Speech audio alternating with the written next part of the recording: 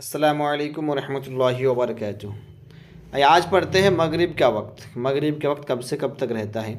सूरज डूबने के बाद से मगरिब का वक्त शुरू हो जाता है और शफ़क़ गायब होने तक रहता है। अब शफ़क़ क्या चीज़ है देखिए।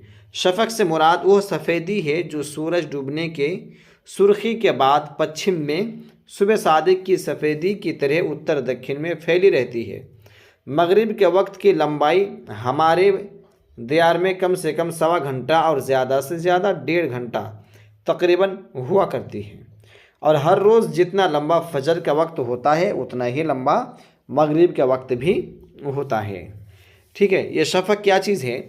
मगरिब का वक्त शुरू कब होता है? सूरज डूबने के बाद फ़ौरन शुरू हो जाता है और ये शफ़क़ के गायब होने तक एक पश्चिम की तरफ एक सफ़ेद रोशनी रहती है जो आसमान में फैली हुई रहती है सुबह सादिक के जैसी, है ना। तो जब तक ये रोशनी है तब तक मगरिब का वक्त है। जब ये रोशनी ख़त्म हो जाएगी तो मगरिब का वक्त भी ख़त्म हो जाएगा। और मगरिब का वक्त तकरीबन कितना रहता है? मुख्तलिफ़ शहरों में थोड़ा अलग अलग रहता है ना। तकरीबन 1.5 घंटा या फिर सवा घंटा रहा करता है। और जितना टाइम फजर का रहेगा उतना ही टाइम मगरिब का भी रहेगा।